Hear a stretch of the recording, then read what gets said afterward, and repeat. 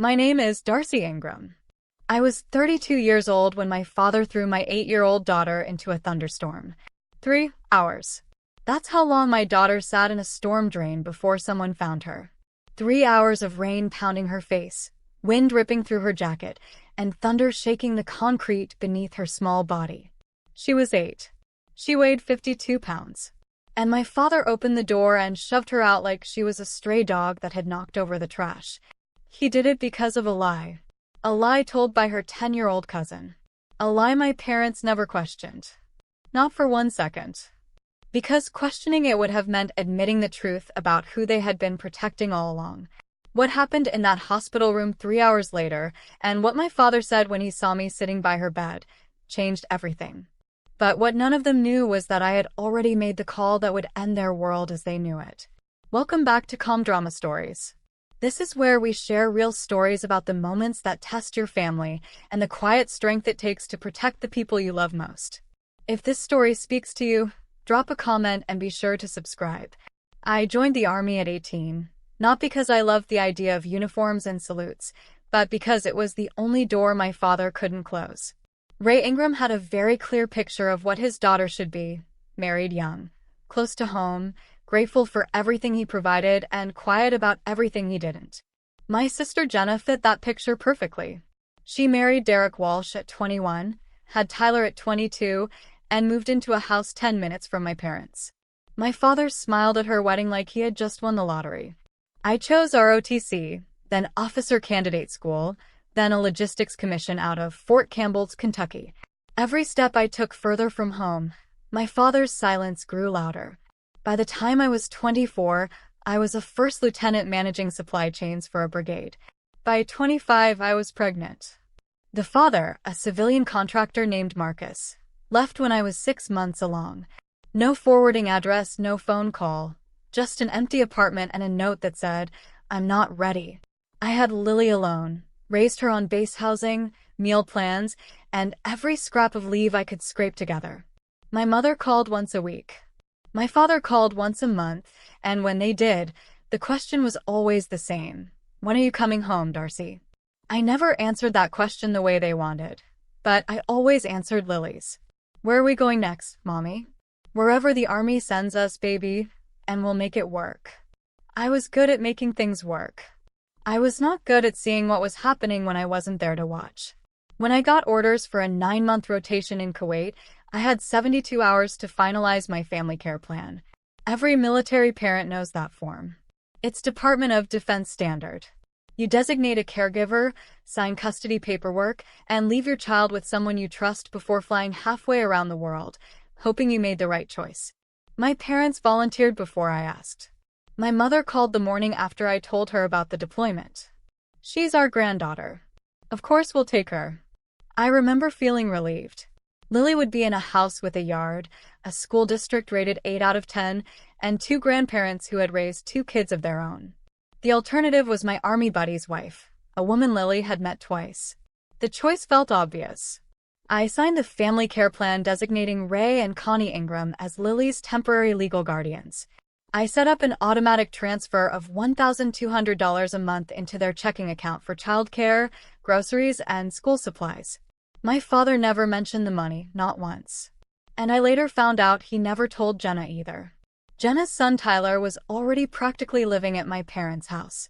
He had a bedroom there, a toothbrush in the bathroom, a drawer full of clothes.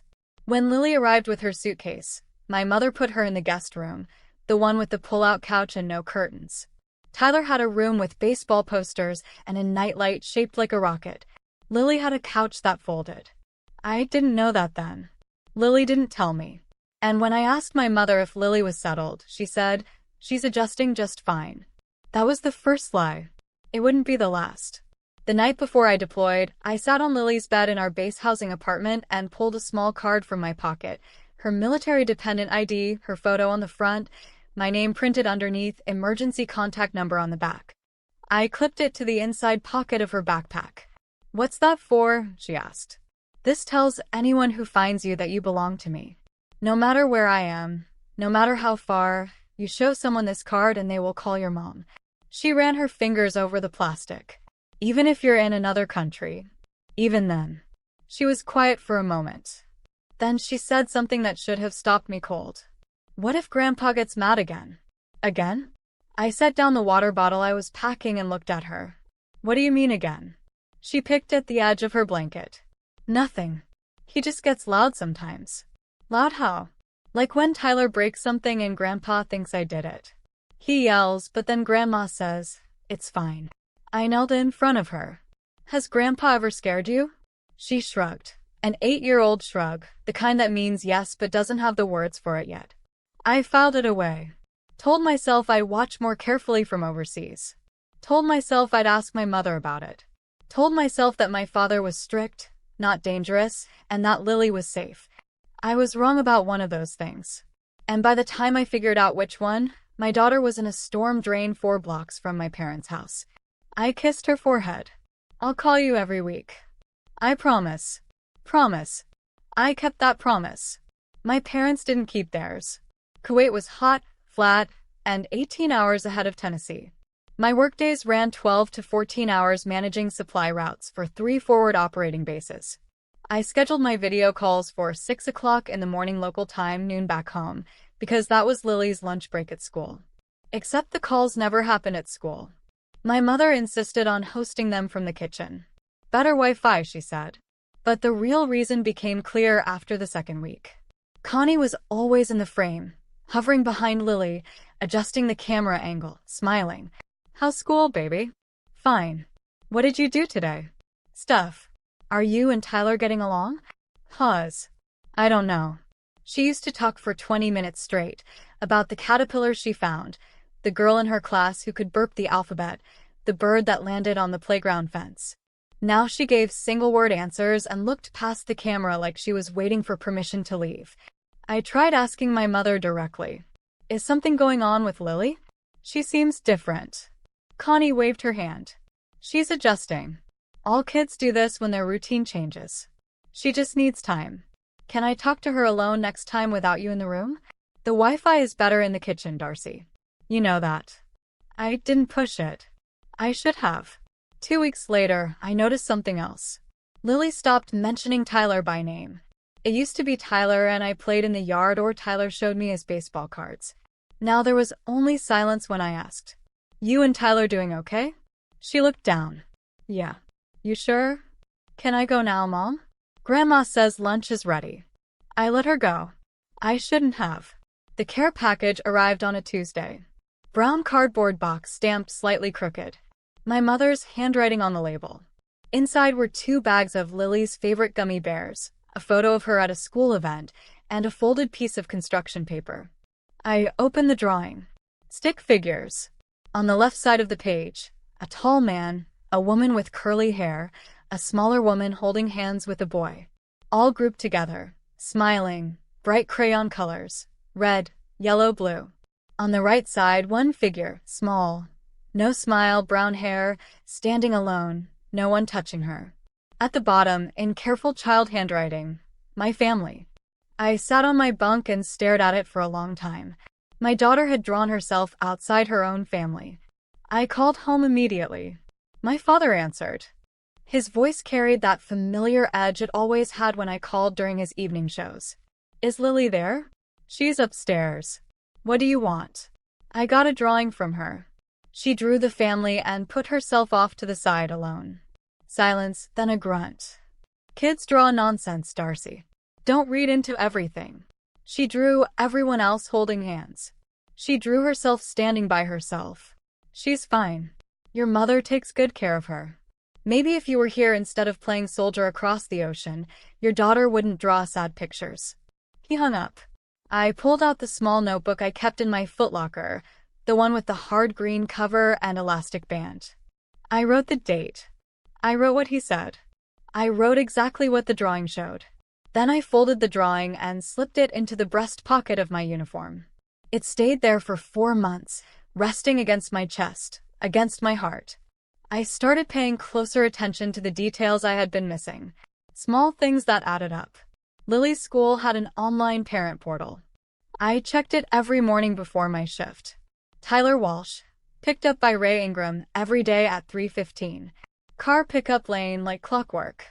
Lily Ingram, enrolled in the after-school program.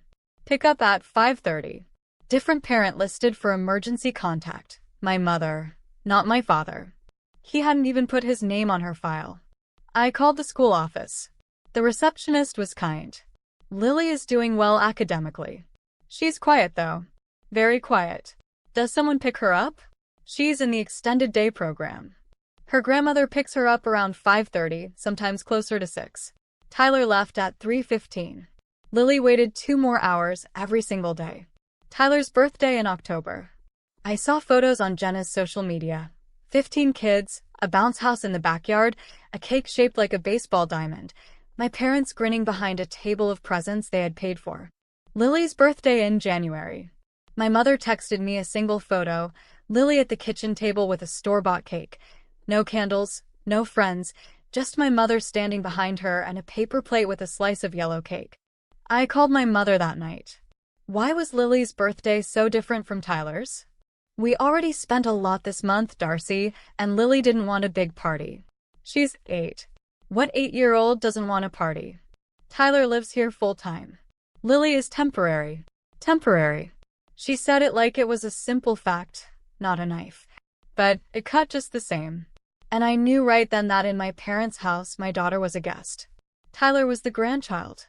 I sat down at the comm station at 0300 and typed a hardship reassignment request. 2 pages, single-spaced. Facts only. Military regulation allows early return when family care plan conditions change materially. I cited documented concerns about my designated caregiver's treatment of my dependent child. I attached the school counselor's contact information, the pickup log discrepancies, and a scanned copy of Lily's drawing. My commander, Colonel Barrett, read it the next day. He called me into his office, sat me down, and asked, "Ingram, is your daughter safe?" "I don't know, sir." And that's the problem. He signed the request that afternoon and sent it up the chain. Then I called Captain Elena Rivera in the JAG Corps. We had served together at Fort Campbell 3 years earlier. She owed me a favor for covering her supply audit when her kid got sick. "Rivera, I need legal advice. Off the record for now. Talk to me. My parents are my designated caregivers for Lily. I think there's favoritism, maybe neglect. I need to know my options." She didn't hesitate. "Document everything. Screenshots, school reports, dates. If this goes legal, you want a paper trail that starts before the incident, not after. There hasn't been an incident. Then you're ahead of the curve. Stay on it." I spent the next 2 months building a file. Every phone call logged, every drawing scanned, every text from my mother saved in a folder on my laptop labeled Family. I didn't tell my parents I was seeking early return. I didn't tell Jenna. I didn't tell anyone except Rivera and Colonel Barrett. 2 months of paperwork, 2 months of waiting. And then, 3 weeks before my reassignment came through, Tyler told the lie that changed everything. I trusted my parents with the most important person in my life. And for 2 years, I missed the signs that my daughter was becoming invisible in her own family. If you have ever felt that gut feeling that something was wrong but couldn't prove it, stay with me. Drop a comment and let's keep going. Tyler Walsh had been lying about Lily for months. I just didn't have the full picture until later. The first lie was small, a broken television remote. Tyler threw it at the wall during a tantrum over a video game.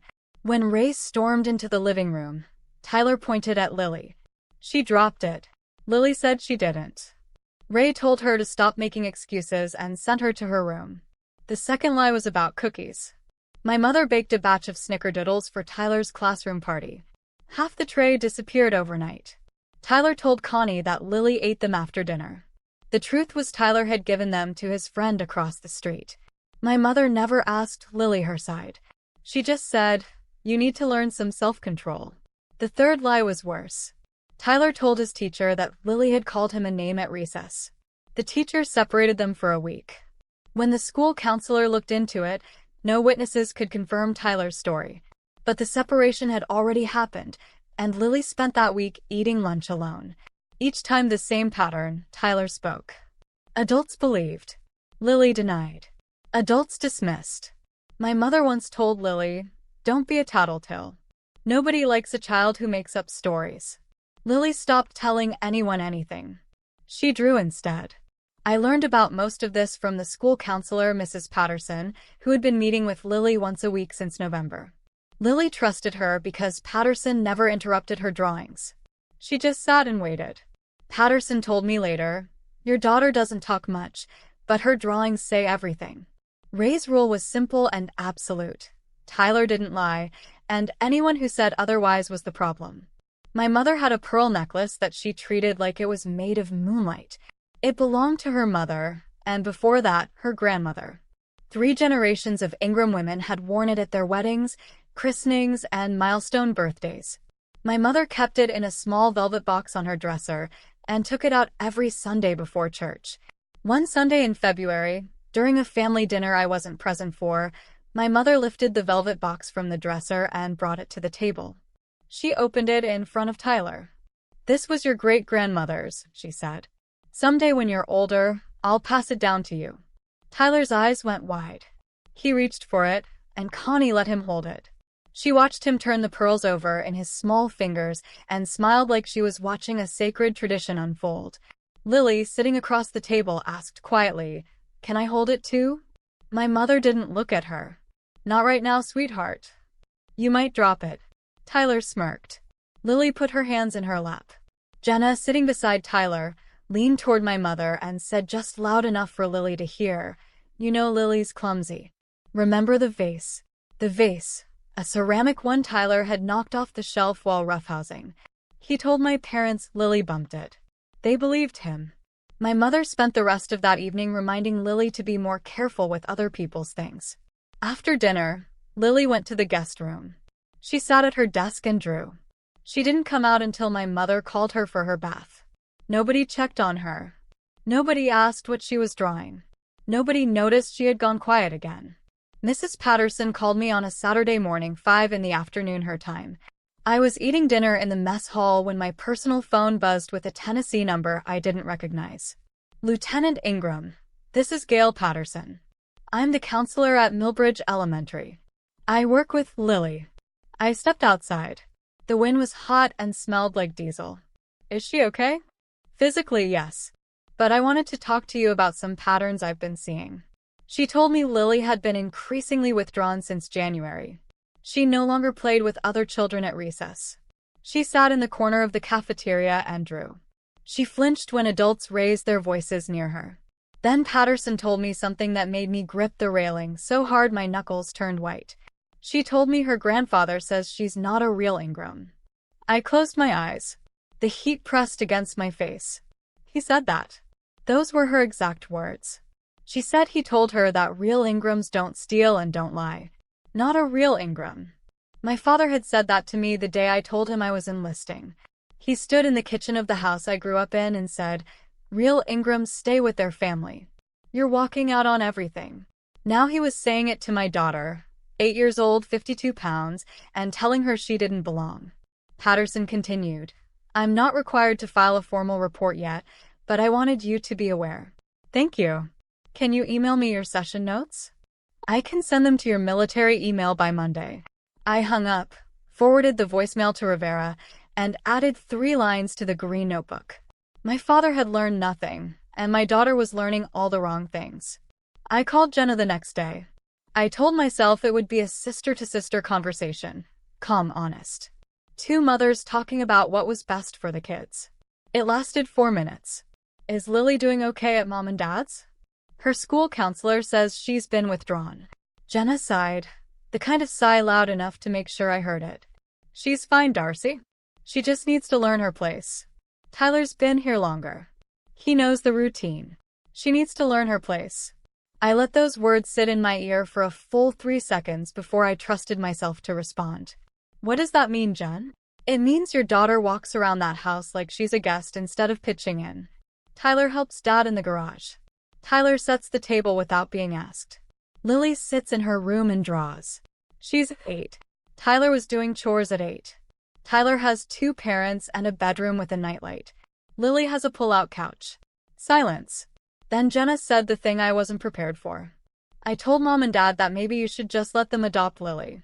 You're never here anyway. She needs stability, Darcy. She needs a real family environment. My throat tightened, not from sadness, but from the effort of keeping my voice even. Adopt my daughter. I'm just saying what everyone's thinking. I hung up without another word, opened my laptop, pulled up the Army Legal Assistance portal, and started drafting notes for a formal custody review. My sister wanted my parents to adopt my child. She'd said it out loud like it was a reasonable suggestion, like my motherhood was a lease she thought had expired. I decided that night that when I came home, I was coming home armed, not with weapons, but with paperwork. 3 weeks later, the reassignment came through. I was going home.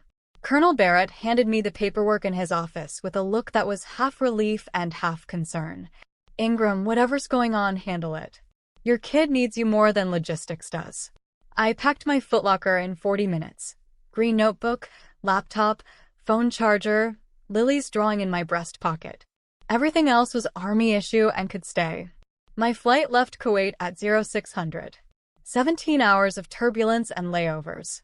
I landed at Nashville International at 2 o'clock in the afternoon Central Time. Rented a car at the Hertz counter with my military ID. Drove to a Holiday Inn 12 minutes from my parents' house. I did not call them. I did not drive by their house. I sat on the hotel bed with my phone in my hand and called Rivera. I'm stateside. Landed 2 hours ago. Good. Your family care plan revocation request is drafted. I can file it first thing Monday morning. What happens after you file? Your parents lose designated caregiver status. Legal guardianship reverts to you immediately. If they refuse to return Lily, we go to family court. And if something happens before Monday, then we file emergency. But Darcy, let the process work. If you confront them now, they'll play victim. Your father will say you're unstable. Your mother will cry. Your sister will tell everyone you abandoned your daughter, and now you're attacking the people who stepped up. She was right. I knew she was right. Don't tell anyone you're back. Go to the school first. Talk to the counselor. Build your case in daylight. I was coming home, but this time I wasn't coming home as their daughter. I was coming home as Lily's mother. And there was a difference between those two things that my parents were about to learn. I drove to Millbridge Elementary the next morning at 9:15 on a Thursday. The parking lot smelled like wet mulch and bus exhaust. Mrs. Patterson was waiting for me. She had a thick manila folder with my daughter's name written on the tab in blue ink. Thank you for meeting me, I said. I've been hoping you'd come. She opened the folder on her desk. 6 months of Lily's drawings arranged by date. The first one from September, Lily and Tyler at a table. Tyler big, Lily smaller, both smiling. Normal. Fine. October, family grouped together. Lily drawn slightly to the left, still smiling, but a gap had appeared between her figure and the others. November. Lily's figure smaller, the other figures taller, no one holding her hand. December. Grandpa's face, a large circle in red crayon, mouth wide open, tiny figure at the bottom with tears drawn as blue dots.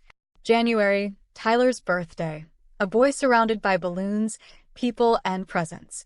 In the bottom right corner, a girl with brown hair sitting alone, an X drawn over her body. February. Just 2 figures. One small with brown hair, one tall wearing green, holding hands. The caption in wobbly letters, "What I want." I turned that last drawing over in my hands 3 times. Patterson said quietly, "She drew you in your uniform." I know. She never drew her grandparents after December. She stopped including them. I photographed every drawing front and back, dates visible. Then I photographed Patterson's session notes, 12 pages of observations, quotes, and behavioral flags. I sent the entire file to Rivera. Then I sat in my rental car in the school parking lot and cried. The kind of crying that comes from the chest, not the eyes. The kind where your hands grip the steering wheel because if you let go, you might not stop shaking. 7 months overseas. 7 months of 12-hour shifts and satellite calls, and she's adjusting just fine. Those drawings were going to speak louder than anything I could say in court. That afternoon, I parked across the street from my parents' house. 3:45, school bus due any minute. Tyler came first. My father walked out to meet him at the curb, ruffled his hair, took his backpack, said something I couldn't hear but that made Tyler laugh. They walked inside together. The door stayed open. 20 minutes later, the second bus came. Lily stepped off. She stood on the sidewalk for a moment, adjusting her backpack straps. Then she walked up the driveway. The front door was closed. She knocked. My 8-year-old daughter knocked on the door of the house she'd been living in for over a year. My mother opened it. No greeting, no smile. Wipe your shoes and pick up your stuff from the hallway. Lily walked inside. The door closed behind her. Through the front window, I could see Tyler on the couch, snack plate, television, feet up. Lily disappeared upstairs within 30 seconds. I sat in my car with both hands on the wheel and made myself breathe. Then I called Mrs. Calloway. Phyllis Calloway, 70 years old, had lived next door to my parents since before I was born. She taught me how to make lemonade when I was 6. She brought my mother pie every Thanksgiving. Mrs. Calloway, it's Darcy. I'm back from deployment. Darcy. Oh, honey. Oh, honey. I'm glad you called. I need to ask you something about Lily. She was quiet for a moment. Then she said, "That little girl sits on the porch alone every evening after dinner, Darcy. While Tyler plays in the yard with your father, she just sits there. Have you seen anything else? Your father yells at her like she's a stray, Darcy. I hear it through the walls.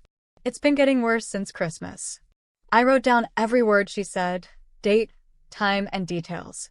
That evening, I drove to my parents' house.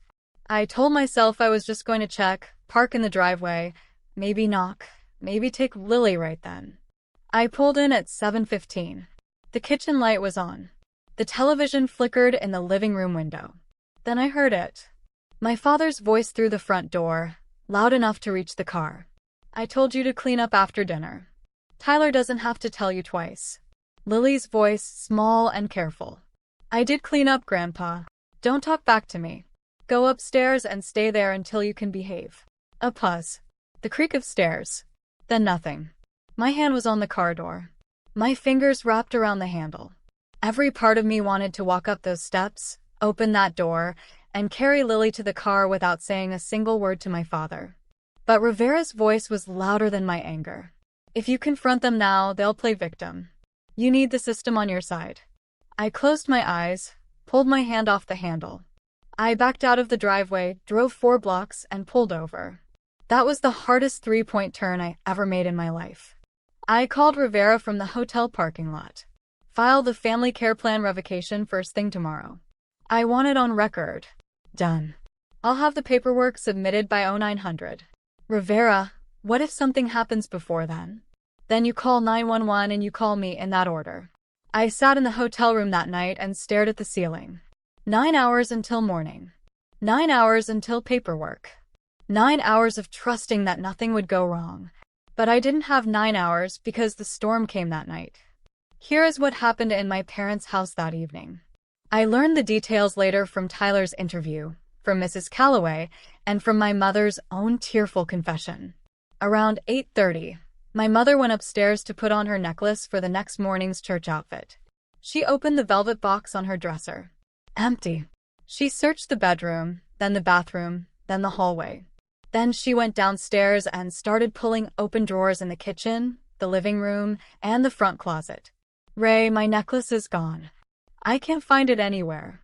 My father stood up from his recliner. "What do you mean gone? It's not in the box.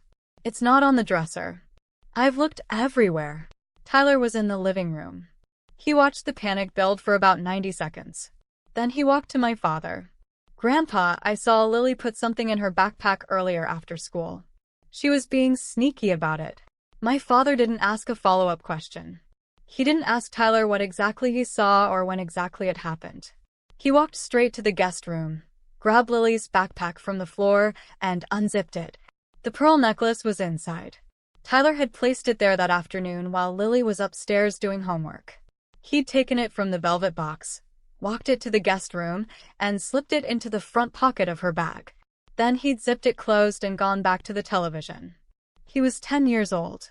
He knew exactly what would happen. My father's face turned a shade of red I'd only seen once before, the day I told him I was joining the army. "Lily, get down here now." She came down the stairs in her pajamas, bare feet on the hardwood, hands at her sides. She had no idea what was coming. The storm had been building since sundown. By 8:45, the rain was sideways. Wind gusts shook the gutters and sent branches scraping across the roof. A March thunderstorm in Tennessee, the kind that turns streets into rivers and knocks out power lines. Inside the house, my father held up the pearl necklace in one hand and Lily's backpack in the other. "You stole this from your grandmother's dresser." "I didn't, Grandpa. I didn't take it. It was in your bag. I don't know how it got there." He threw the backpack on the floor. 2 years I've put up with this. 2 years of your attitude. You're lying. You're sneaking around." My mother stood behind him, clutching the necklace against her chest. She said nothing. She didn't defend Lily. She didn't ask questions. Jenna arrived 10 minutes later. My parents had called her. She walked in, saw Lily sitting on the bottom stair, and crossed her arms. This is what happens when a child doesn't have structure. I've been saying it for months. Tyler stood in the living room doorway. He didn't speak. He picked at his fingernails and watched. My father leaned over Lily. "You have anything to say for yourself?" "I didn't do it, Grandpa." He straightened up, looked at my mother, looked at Jenna, then looked back at Lily. "Tyler said he saw you. Your grandmother is heartbroken, and you're sitting here lying to my face." Thunder cracked outside. The kitchen window rattled. Lily pressed her back against the stair railing. She held her knees to her chest. She didn't cry. She just went very, very still, the kind of still that 8-year-olds learn when the adults around them have become unpredictable. And then my father said the words that put my daughter in the hospital. He stood over her on the stairs, Jenna behind his right shoulder, my mother behind his left. "I've had enough of you." His voice filled the hallway like it owned the walls. 2 years of your behavior. The lying, the attitude, the stealing. "I didn't steal anything, Grandpa." Tyler doesn't lie. It came out of his mouth the way scripture comes out of a preacher. Absolute. Final. Unquestionable. Tyler doesn't lie. The sun rises in the east. Water is wet. And Tyler doesn't lie. My mother touched my father's arm. "Ray, maybe we should." He pulled his arm away. "No, I'm done. She needs to learn what happens when she disrespects this family." Jenna from behind. "Dad's right. This has gone on way too far." Tyler, still in the doorway, said nothing. He pressed his back against the frame and picked at the skin around his thumbnail, a nervous habit, the kind a 10-year-old develops when the lie he told is growing bigger than he planned. My father reached down and grabbed Lily's backpack from the floor, shoving it into her lap. "You want to act like you don't belong here? Fine." Lily looked at him. Then she looked past him at my mother. Connie's eyes were wet, but her mouth was a flat line. She didn't move, didn't reach for Lily, didn't step between them. Then Lily looked at Jenna. Jenna uncrossed her arms long enough to check her phone. My daughter looked at every adult in that hallway, and not a single one of them looked back. My father walked to the front door. The sound of rain filled the house the second he turned the handle. Wind pushed the door open wider than he meant it to. He didn't close it. He just pointed. "Get out. I don't need a lying granddaughter." Those words left his mouth at 8:53 on a Thursday evening in March. The rain was falling so hard it bounced off the porch steps. The wind had already knocked a branch off the maple tree in the front yard. The temperature had dropped 14 degrees in the last 2 hours. Lily stood up from the stairs. She didn't argue. She didn't scream. She picked up her backpack, slipped her arms through the straps, and walked to the door. She was wearing pajamas, cotton pants with little stars on them, a long-sleeve shirt that said, "Future Scientist." No shoes, no jacket, no phone. She stepped through the doorway and the rain hit her immediately. Within seconds, her hair was flat against her face. My father slammed the door behind her. Next door, Mrs. Calloway was rinsing her dinner plate when she heard the slam. She looked through her kitchen window and saw a small figure walking down the sidewalk. In the rain. In pajamas. Bare feet slapping wet concrete. She picked up her phone. 911, there's a child walking alone outside in this storm. She just came out of the house next door. Inside my parents' house, my mother sat down at the kitchen table. She held the pearl necklace in both hands and stared at it. "Ray, maybe we should let her back in. She'll catch a cold. She'll come back when she's ready to apologize." Jenna put on her coat. "I need to get home before the roads get bad." "Tyler, let's go." Tyler didn't move right away. He stood in the doorway looking at the closed front door. He stayed there for about 5 seconds. Then he followed his mother to the garage. Nobody went after Lily. Nobody checked the porch. Nobody looked out the window. My daughter walked 4 blocks in a thunderstorm before she found a storm drain large enough to crawl into. She sat inside it, hugging her knees, her backpack over her head, until the blue and red lights found her. The police officer who found her was named Gutierrez, a patrol unit responding to Mrs. Calloway's call. He drove the route 3 times before his flashlight caught the glint of a backpack reflector inside a concrete drainage opening 4 blocks from my parents' house. Lily was shaking so hard she couldn't speak. Her feet were bleeding from running barefoot on asphalt. Her lips were blue. She held her backpack against her chest like a shield. Gutierrez wrapped her in a thermal blanket from his trunk and radioed for an ambulance. EMTs arrived in 9 minutes. They transported her to County General. Mild hypothermia, scrapes on both knees and the soles of both feet. Dehydrated, heart rate elevated. Not critical, but not okay. At the hospital, a nurse checked Lily's backpack for identification. Inside the front pocket, tucked into the same slot where Tyler had planted the pearl necklace, she found a small plastic card. Military Dependent ID. Lily Ingram. Emergency contact. First Lieutenant Darcy Ingram. The nurse dialed the number at 9:37. I was sitting on my hotel bed 12 minutes away, staring at the ceiling, counting the hours until Rivera could file the revocation paperwork, when my phone rang with a local number. This is County General Hospital. We have your daughter, Lily Ingram. She was brought in by police about 20 minutes ago. I was in my car before the nurse finished explaining. I drove 11 minutes in the rain, parked crooked in the emergency lot, and ran through the sliding doors. A nurse pointed me down the hall. Room 4. Lily in a hospital bed. 4 drip in her left arm. Monitors beeping. Her hair still damp. Her eyes closed. I sat down beside her, took her hand. I'm here. I'm not leaving. Her eyes opened. Mommy. Yeah, baby. I'm right here. In her other hand, crumpled against her palm, was a drawing. 2 stick figures, one small, one in green, holding hands. 20 minutes later, a woman in a gray cardigan and glasses knocked on the open door, badge on a lanyard, clipboard under her arm. I'm Nancy Odom, hospital social worker. Do you have a moment? I didn't let go of Lily's hand. Come in. She pulled a chair to the foot of the bed and sat down. Professional. Careful. The kind of careful that meant she had done this before and knew how it went. I'm required by law to file a report with Child Protective Services. An 8-year-old was admitted tonight with exposure injuries and no legal guardian present at the time of the incident. I understand. Can you tell me your relationship to the patient? I'm her mother, Darcy Ingram, First Lieutenant, United States Army, currently stationed at Fort Campbell. I handed her my military ID.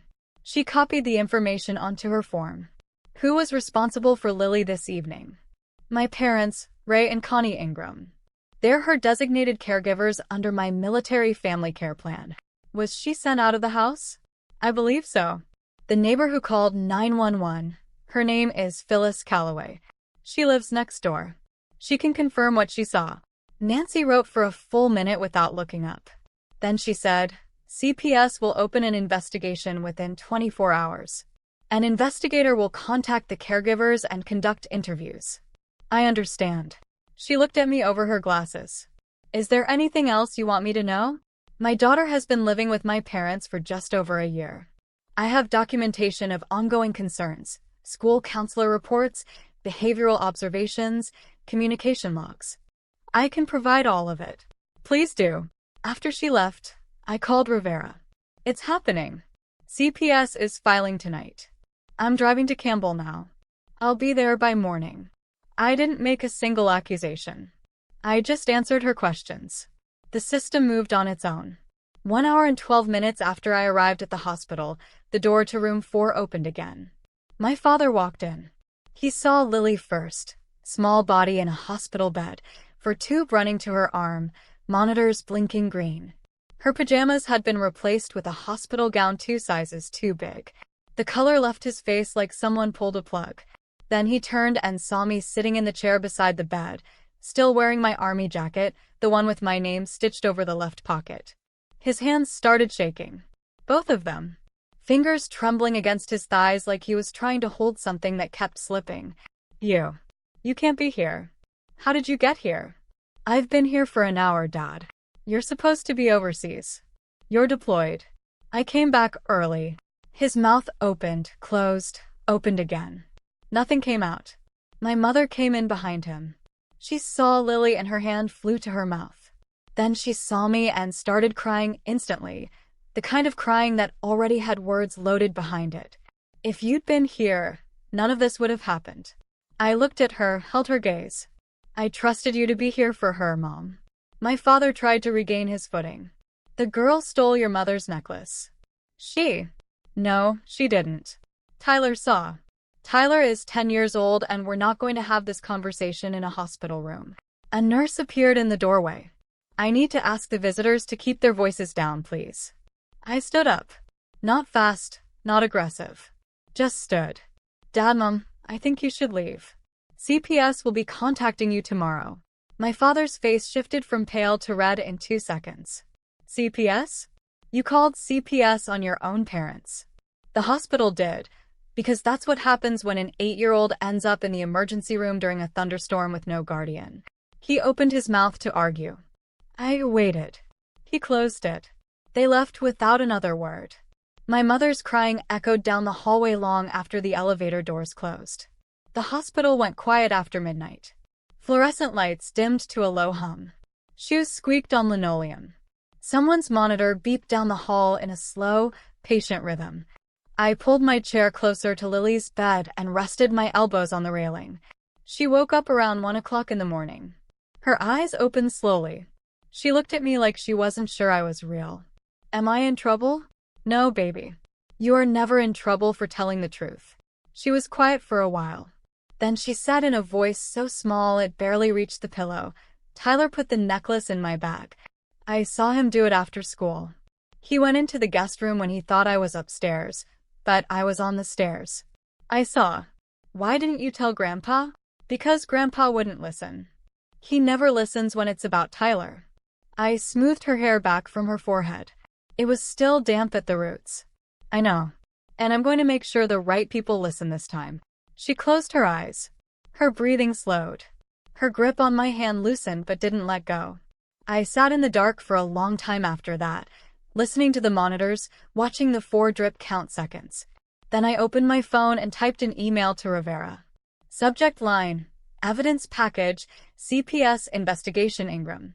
I attached the school counselor's session notes, the scanned drawings, Mrs. Calloway's phone number, a summary of our conversation, the hospital intake form the nurse had given me, my family care plan documentation, every screenshot, every log entry, every line from the green notebook.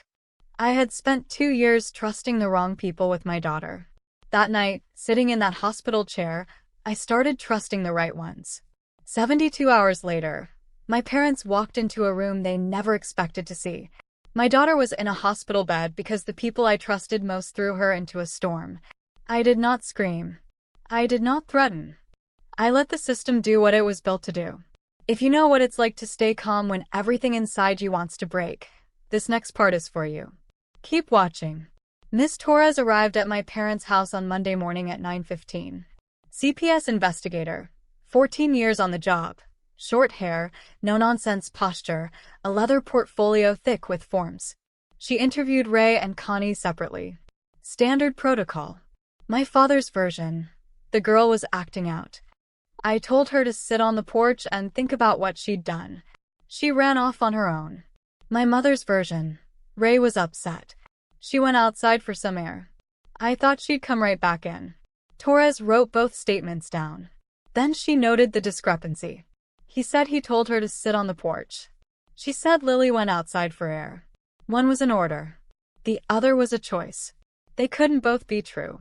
Next, Torres interviewed Mrs. Calloway at her kitchen table. Phyllis had her own notes. She'd been writing things down since November. Times, dates, and what she heard through the shared wall between the houses. He opened the front door, Mrs. Calloway said.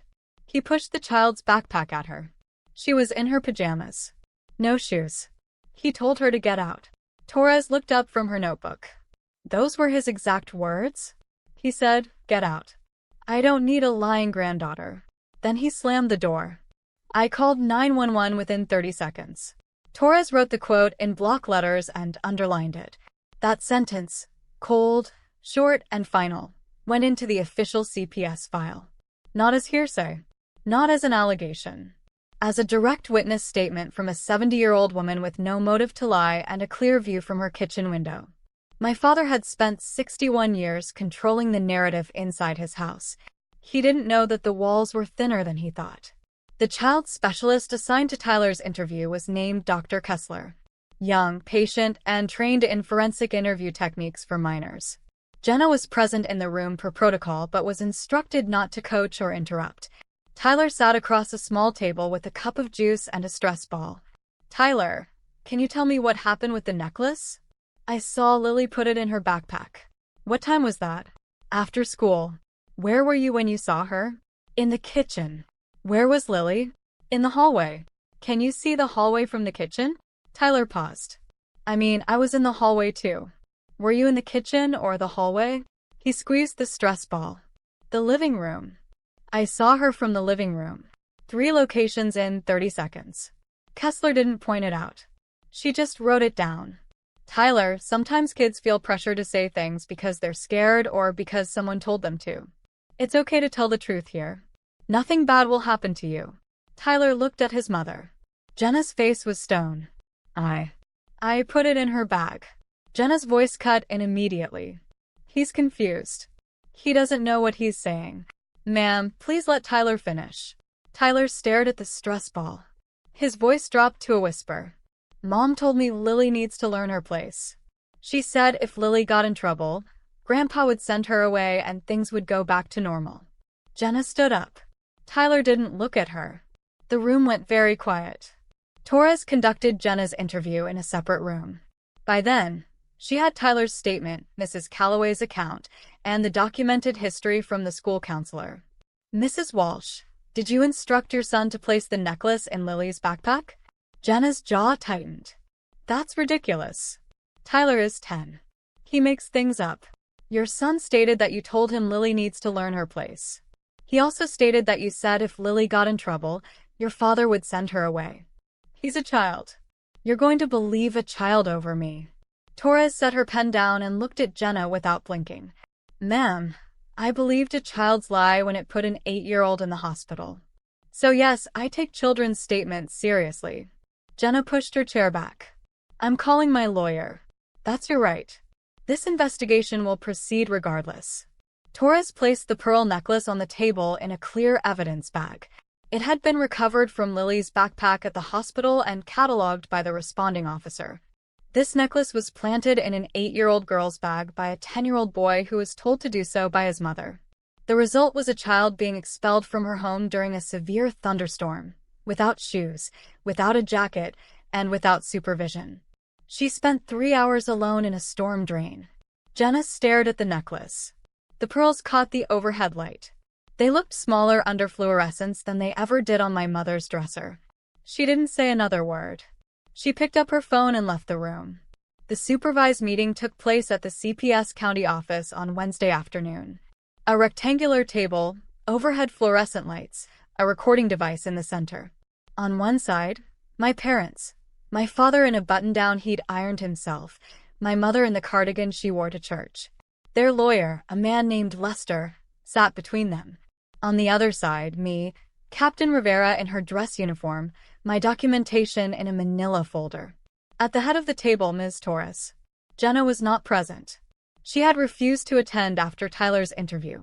Torres opened by presenting her findings, inconsistent statements from Ray and Connie, Tyler's admission, Mrs. Calloway's witness account, school counselor documentation spanning 6 months, and hospital records confirming Lily's injuries. My father tried to interrupt twice. Both times, Lester put a hand on his arm. The third time, my father couldn't hold it. "This is a family matter. You're turning a discipline issue into." "Mr. Ingram, an 8-year-old was hospitalized with hypothermia. This is a child welfare matter." My mother started crying. quiet tears that ran down the lines in her face. "We love Lily. We made a mistake. One mistake." I looked at her across the table and kept my voice level. "You said if I'd been here, none of this would have happened. But I trusted you to be here for her. That was my only mistake, and I won't make it again." Rivera opened my folder. Family Care Plan Revocation already filed. Request for sole custody review submitted to family court. Documentation of the $1,200 per month my parents had received for childcare. All of it on the record. My father stared at the stack of paperwork. "You're going to throw your own family away over this. You threw my daughter into a storm, Dad. I'm building her a roof." I didn't raise my voice. I didn't need to. Torres delivered the preliminary findings at the end of the meeting. Substantiated report of child neglect against Ray and Connie Ingram. Recommendation: no unsupervised access to Lily Ingram pending comprehensive review. All future contact to occur at a monitored visitation facility. Bi-weekly 2-hour sessions. Rivera confirmed. Family Care Plan officially revoked. Lily's legal guardianship reverted to me. The custody order would be formalized through family court within 30 days. My father stood up. His chair scraped the floor. His hands were shaking again, the same way they had at the hospital. The same tremor that started in his fingers and worked its way to his wrists. "Darcy, she's my granddaughter." "She is, and that's exactly why this has to happen." My mother reached across the table for my arm. Her fingers brushed my sleeve. I gently pulled my hand away. Not fast, not angry, just a boundary. "Mom, I love you, but loving someone doesn't mean letting them hurt your child." She pulled her hand back and pressed it against her mouth. Lester stood and gathered his papers. He looked at my parents with the face of a man who knew his clients had no defense. He shook Torres's hand, nodded at Rivera, and guided Ray and Connie toward the door. My father stopped in the doorway. He turned back, opened his mouth. Then he looked at the table where the paperwork sat, the revocation, the custody request, the witness statements, the hospital records, and closed it. He left without saying another word. My mother followed him. The door clicked shut. I walked out of the CPS office into a hallway that smelled like floor cleaner and burnt coffee. Lily was in the lobby. Rivera's paralegal, a young sergeant named Kim, had been reading her a book from the waiting room shelf, something about a dog who lost his bone. Lily looked up when she heard my footsteps. She slid off the chair and ran to me. Her arms went around my waist. She pressed her face into my jacket. "Are we going home?" "Yes, baby. We're going home." She pulled back and looked up at me. Our home. Our home." I took her hand. Her backpack hung from one shoulder. I could see the edge of the military-dependent ID card still clipped to the inside pocket. The same card I'd put there the night before I deployed. I had put that card on her because I trusted my parents to keep her safe. But when the system failed and the people failed and the storm came, that small piece of plastic with my name on it was what brought her back to me. Not my parents. Not my sister. A laminated card and a nurse who dialed the number on the back. We walked out into the parking lot. The sun was out. First clear day in a week. I didn't look back. 3 months later, Lily and I were living on base at Fort Campbell. Small apartment, 2 bedrooms. Her room had lavender curtains she picked out herself and a desk where she drew every evening after dinner. I had been reassigned to a desk position, logistics coordination, stateside, no deployments for at least 12 months. My commander signed off without hesitation. Family court had formalized the custody order in April. Sole physical and legal custody to me. My parents were granted supervised visitation, 2 hours every other Saturday at a monitored facility 20 minutes from their house. A social worker present for every visit. The first visit was in May. My father brought Lily a coloring book, horses, and flowers. He set it on the table between them and sat down in a plastic chair. He didn't know what to say. Lily didn't either. They colored together for 45 minutes. My father asked her about school. She told him about her art class. He didn't raise his voice. He didn't mention Tyler or Jenna or the necklace or the storm. When the 2 hours ended, he stood up and said, "I'll see you in 2 weeks, Lily." She said, "Okay, Grandpa." He walked out to the parking lot and sat in his truck for 10 minutes before driving away. I know because the social worker told me. Jenna had not contacted me since the CPS meeting. Derek, her husband, came back from his oil rig rotation and had to be told the full story. They enrolled Tyler in counseling per CPS requirement. Tyler sent Lily a handwritten note that arrived in June. I'm sorry I lied about the necklace. I hope you're not mad. Lily asked me if she had to write back. I said it was her choice. She wrote back 3 days later. It's okay. I hope you're doing better. My mother called me every Sunday evening. The conversations were short. How is Lily? She's doing well, Mom. Can I send her something? You can send it to our address. Darcy I. The schedule is set, Mom. We'll see you on Saturday. My father's hands still shook when he saw Lily at the visitation center. I didn't know if it was guilt or fear or something he didn't have a name for yet, but he sat in that room for 2 hours every other Saturday. And he never raised his voice. He never said lying granddaughter again. Not once. I used to think protecting my daughter meant making sure she had a roof and food and people around her. I was wrong. Protecting her meant making sure the people around her deserved to be there. And when they didn't, it meant having the courage to be the one who said enough.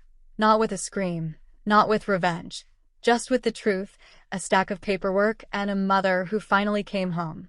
That is my story. One storm, one lie, and one mother who came home just in time. If this reminded you that protecting your child is never overreacting, share this with someone who needs to hear it. Thank you for being here. Drop a comment, hit subscribe, and I will see you in the next.